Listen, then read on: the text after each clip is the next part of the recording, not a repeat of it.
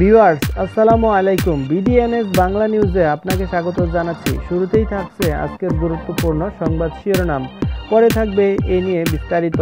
মসজিদে হাত দিলে কবর রচিত হবে, আইবিকে হেফাজতে ইসলামের হুঁশিয়ারি। আরও জানাবো, আল জাজিরা নিয়ে কথা বলে জেলে যাওয়ার ইচ্ছা নেই বললেন জাফরুল্লাহ।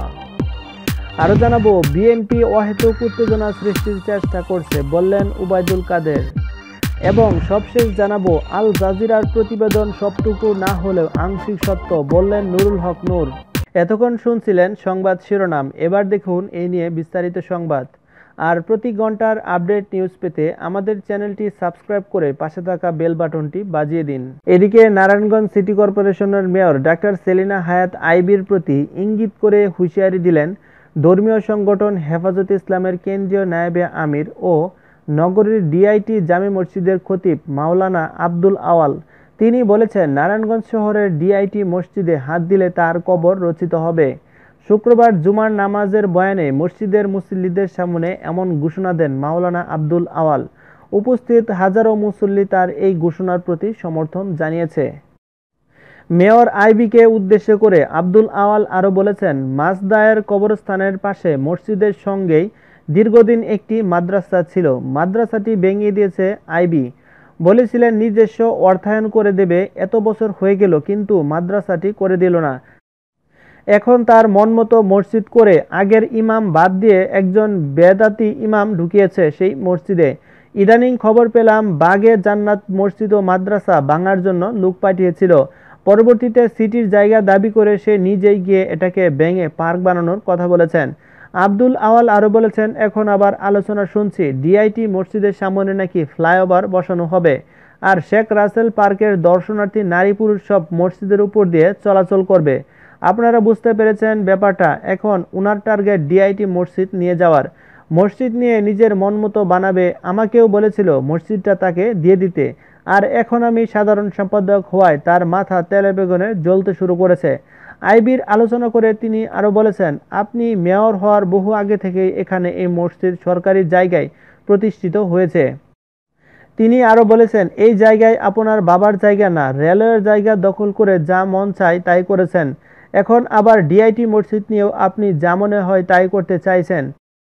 মেয়রকে হুঁশিয়ারি দিয়ে মাওলানা আব্দুল আওয়াল আরও বলেছেন, আইবি আপনি মনে রাখবেন, আমি আব্দুল আওয়াল চলে যেতে পারি, জনগণ কোনোদিনও আপনাকে ছাড়বে না। যে ইমানদারেরা ইমানের উপর বলিয়ান হও, এই ডিআইটি মসজিদের উপর যদি কেউ হাত দেয় তার কবর রচিত হবে এই বাংলার জমিনে। ডিআইটি মসজিদের সামনে ফ্লাইওভার কোনোদিনও বাস্তবায়িত হতে দেয়া হবে না। এদিকে গণস্বাস্থ্য কেন্দ্রের চেয়ারম্যান ডাক্তার জাফরুল্লাহ চৌধুরী বলেছেন, আল জাজিরা নিয়ে কিছু বলতে চাই না। এ বিষয়ে কথা বললে জেলখানায় যাওয়ার ইচ্ছা আমার নেই। আমি বিলেতে দীর্ঘদিন ছিলাম, তাই কমোড ছাড়া টয়লেট করতে পারি না। একটা আয়েশি জীবন আমার আছে, তাছাড়া আমার দুটো কিডনি নষ্ট। শনিবার সাম্প্রতিক কাশ্মীর পরিস্থিতি এবং দক্ষিণ এশিয়ার স্থিতিশীলতা শীর্ষক গোলটেবিল বৈঠকে আলোচনায় তিনি এসব কথা বলেছেন। ডাক্তার জাফরুল্লাহ চৌধুরী আরও বলেছেন, আল জাজিরার বিরুদ্ধে বক্তব্য না দিয়ে এখন ইরান, পাকিস্তান ও ইন্দোনেশিয়ার সঙ্গে নতুন করে সম্পর্ক স্থাপন করা দরকার। তা না হলে ভারতীয় আগ্রাসন বন্ধ হবে না। বঙ্গবন্ধুর জন্মশতবার্ষিকীতে ভারতের দাবিদারি না করে এগিয়ে যেতে হবে। তিনি আরও বলেছেন, বঙ্গবন্ধু বুঝেছিলেন ভারত এদেশের উন্নয়নের সবচেয়ে বড় প্রতিবন্ধক। প্রধানমন্ত্রী শেখ হাসিনাও শান্তিনিকেতন গিয়ে বলেছিলেন, আর কত দেব তোমাদের। তাই আমরা বলবো, দক্ষিণ পূর্ব এশিয়ায় ভারতের ইঁদুর নীতি ও আগ্রাসন বন্ধ করতে হবে। গণস্বাস্থ্য কেন্দ্রের চেয়ারম্যান ডাক্তার জাফরুল্লাহ আরও বলেছেন, কাশ্মীর ইস্যু আজ গুরুত্বপূর্ণ। ইসরায়েল থেকে আজ অস্ত্র কেনা হচ্ছে। ইহুদিবাদ খুবই খারাপ জিনিস। শান্তি ও উন্নয়ন চাইলে দিনকে দিন বলতে হবে। মাননীয় প্রধানমন্ত্রীকে বলবো, অনেক দিন তো কাটালেন, এখন বেরিয়ে আসুন। আপনার চারপাশে যারা আছে তারা মো সাহেব, আপনি তাদের কাছ থেকে বেরিয়ে আসুন। খালেদা জিয়াকে যেমন বেল দিয়েছেন, প্রয়োজন হলে আপনার বেলের জন্য দাঁড়িয়েবো আমি। তিনি আরও বলেছেন, বঙ্গবন্ধু সংবিধানে বলেছিলেন, বিশ্বের যেখানেই মানুষ তাদের আত্মনিয়ন্ত্রণ আন্দোলন করবে বাংলাদেশ তাদের পাশে দাঁড়াবে। কিন্তু আজ সরকার শেখ মুজিবের সঙ্গে বেইমানি করছে, কাশ্মীরকে সহযোগিতা করছে না। এদিকে বিএনপি অহেতুক রাজনৈতিক উত্তেজনা সৃষ্টির অপচেষ্টা করছে বলে অভিযোগ করেছেন আওয়ামী লীগের সাধারণ সম্পাদক এবং সড়ক পরিবহন ও সেতুমন্ত্রী উবাইদুল কাদের। তিনি আরও বলেছেন, বিএনপির রাজনৈতিক কর্মসূচিতে সহিংস উপাদান যুক্ত হলে সরকার তা কঠোর হাতে দমন করবে। শনিবার নিজের সরকারি বাসভবন থেকে নিয়মিত অনলাইন ব্রিফিংয়ে তিনি এসব অভিযোগ করেছেন। আওয়ামী লীগের সাধারণ সম্পাদক আরও বলেছেন, বিএনপির কর্মসূচি মানেই সন্ত্রাস ও সহিংসতা ছড়ানো।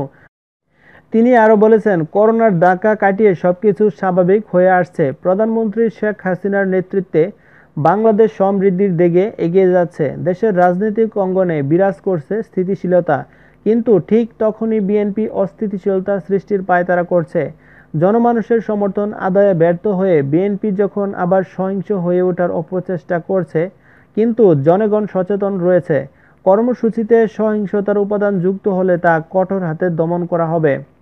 ওবায়দুল কাদের আরও বলেছেন, বিএনপির কাছে নিরপেক্ষ নির্বাচনের অর্থই হচ্ছে তাদের নির্বাচনে জয়যুক্ত করে দেওয়ার গ্যারান্টি বলে দেয়া মন্তব্য করেন ওবায়দুল কাদের। তিনি আরও বলেছেন, বিএনপি ক্ষমতায় থাকতে বারবার নির্বাচনের কফিনে গণতন্ত্রের লাশ উপহার দিয়েছে। বিএনপি নির্বাচনের আগে জাতীয় ঐক্য ফ্রন্ট গঠন করেছিল। সেই ফ্রন্ট ছিল ক্ষমতা ভাগাভাগির ফ্রন্ট। পারস্পরিক অবিশ্বাস ও আস্থাহীনতায় কাদা ছুড়াছুড়ি আর একজন আরেকজনকে বহিষ্কার সে ফ্রন্টের সফলতা ছিল।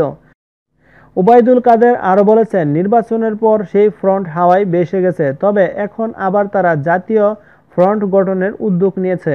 আসলে বিএনপির নেতৃত্বে মোর্চা গঠন জাতীয় ঐক্যের মুখোশের আড়ালে ক্ষমতা ভাগাভাগির ফ্রন্ট। রোহিঙ্গা প্রত্যাবাসনে সরকারের নানামুখী উদ্যোগ চলমান রয়েছে জানিয়ে সড়ক পরিবহন ও সেতুমন্ত্রী ওবায়দুল কাদের আরও বলেছেন, মিয়ানমারের সাম্প্রতিক পট পরিবর্তন এবং এর পরবর্তী পরিস্থিতির উপর সরকার দৃষ্টি রাখছে। আন্তর্জাতিক সম্প্রদায় পরিস্থিতির গভীরতা অনুভব করে বাংলাদেশ থেকে মিয়ানমারের নাগরিকদের ফিরিয়ে নিতে চলমান তৎপরতা আরও বেগবান করবে বলে আশা করছি। এ সময় ওবায়দুল কাদের আরও বলেছেন, বাংলাদেশ আর কতকাল এই বোঝা বহন করবে। একটি মহল করোনা টিকা নিয়ে এখনও সংশয় সৃষ্টির অপচেষ্টা চালাচ্ছে বলে আবারও অভিযোগ করেন ওবায়দুল কাদের। তিনি তাদের কথা কানে না নেওয়ার আহ্বান জানিয়েছেন। টিকার নেতিবাচক কোনো প্রতিক্রিয়া এখনও প্রকাশ পায়নি।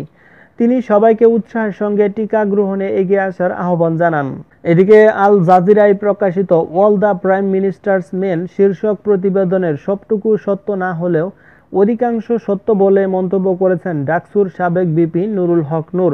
বাংলাদেশের উপর ওই প্রতিবেদনের একটি দীর্ঘমেয়াদী নেতিবাচক প্রভাব পড়বে এমন আশঙ্কা প্রকাশ করে প্রতিবেদনে উঠে আসা তথ্যগুলোর তদন্ত দাবি করেছেন তিনি।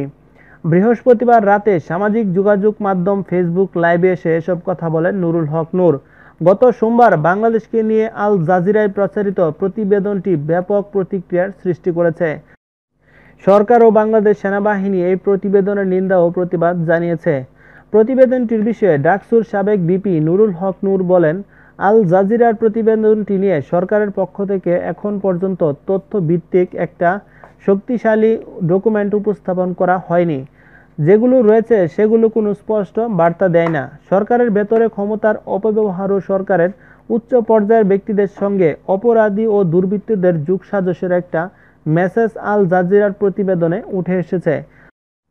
বাংলাদেশের আইন কানুন কিংবা আইন শৃঙ্খলা রক্ষাকারী বাহিনী যে দুর্বল ও ঠুনকোনোভাবে কাজ করে, এটিও সেখানে উঠে এসেছে। এর একটি দীর্ঘমেয়াদী নেতিবাচক প্রভাব বাংলাদেশের উপর পড়বে বলে উল্লেখ করেন ভিপি নূর। আওয়ামী লীগের সাধারণ সম্পাদক এবং সড়ক পরিবহন ও সেতুমন্ত্রী ওবায়দুল কাদেরের একটি বক্তব্যের প্রসঙ্গ টেনে নুরুল হক নূর আরও বলেছেন, বাংলাদেশের মানুষ হতাশ নাকি আওয়ামী লীগের একটা অংশ হতাশ? আমি হতাশ নই, কারণ আমি মনে করি যে আল জাজিরার প্রতিবেদনের সবটুকু সত্য না হলেও অধিকাংশই সত্য।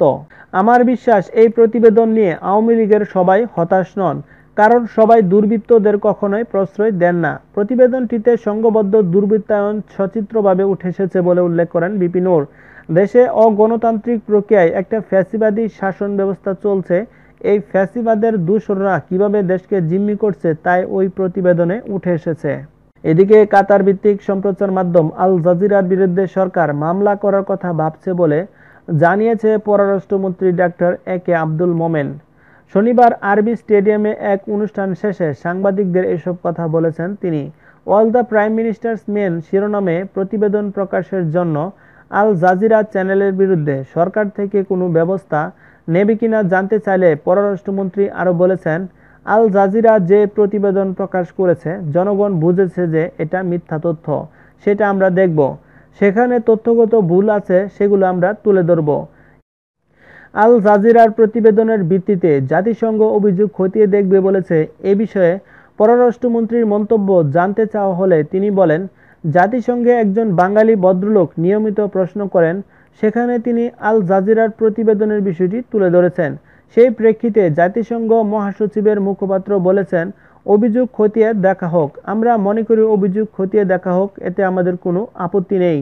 এক প্রশ্নের জবাবে ডাক্তার মোমেন আরও বলেছেন, রাখাইনে সেনাবাহিনীর লোকজন গিয়েছিল, তারা সেখানে রোহিঙ্গাদের অভয় দিয়েছে। সেই খবর শুনে সেখানকার রোহিঙ্গারা উৎসাহ বোধ করেছে। তিনি আরও বলেছেন, মিয়ানমার সেনাবাহিনীর ক্ষমতা গ্রহণের বিষয়ে ব্যাখ্যা চেয়ে দেশটিতে নিযুক্ত আমাদের রাষ্ট্রদূতকে একটি চিঠি দেওয়া হয়েছে। এদিকে বিএনপি চেয়ারপারসন খালেদা জিয়ার কারাবরণের ৩ বছর পূর্ণ দিবস আগামী ৮ই ফেব্রুয়ারি সারা দেশে প্রতিবাদ বিক্ষোভ সমাবেশ করবে দলটি। শনিবার নয়াপল্টনের দলের কেন্দ্রীয় কার্যালয়ে সংবাদ সম্মেলনে সিনিয়র যুগ্ম মহাসচিব রুহুল কবির রিজভী এই কর্মসূচি ঘোষণা করেছেন। তিনি আরও বলেছেন, বিএনপি চেয়ারপারসন খালেদা জিয়াকে মিথ্যা মামলায় সাজা দিয়ে কারাবন্দী করার ৩ বছর পূর্ণ হবে ৮ই ফেব্রুয়ারি। দেশনেত্রীকে কারাবন্দী করে রাখার প্রতিবাদে ওই দিন ঢাকা মহানগর সহ দেশব্যাপী সব জেলা ও মহানগরে প্রতিবাদ সমাবেশ কর্মসূচি পালন করবে বিএনপি। রিজভী আরও বলেছেন, নিরপেক্ষ নির্বাচনের দাবিতে ৬ মহানগরীর সমাবেশ কর্মসূচিকে দেশের শান্তিপূর্ণ পরিবেশ বিনষ্টের ষড়যন্ত্র বলে আওয়ামী লীগের সাধারণ সম্পাদক ওবায়দুল কাদের শক্ত হাতে দমনের হুমকি দিয়েছেন। মানুষের ভোটের অধিকার কেড়ে নিয়ে জনরোষের ভয়ে ওবায়দুল কাদের সাহেবরা ঘরে বসে এমন হুঙ্কার দিচ্ছেন। এই হুঙ্কার দিয়ে লাভ নেই বলে উল্লেখ করেন তিনি। আপনাদের জারিচুরি সব ক্রমাগতভাবে ফাঁস হচ্ছে। জনগণের কাছে পরিষ্কার হয়ে গেছে, বর্তমান শাসন সম্পূর্ণরূপে গণতন্ত্র বিবর্জিত এবং মাফিয়াদের দ্বারা পরিচালিত। গণতান্ত্রিক অধিকার হচ্ছে সভা সমাবেশ করা, আর সেই সভা সমাবেশ বন্ধ করার হুমকি কোনো রাজনৈতিক নেতা দিতে পারেন না বলে উল্লেখ করেন তিনি। সংবাদ সম্মেলনে আরও উপস্থিত ছিলেন বিএনপির চেয়ারপারসনের উপদেষ্টা আব্দুস সালাম।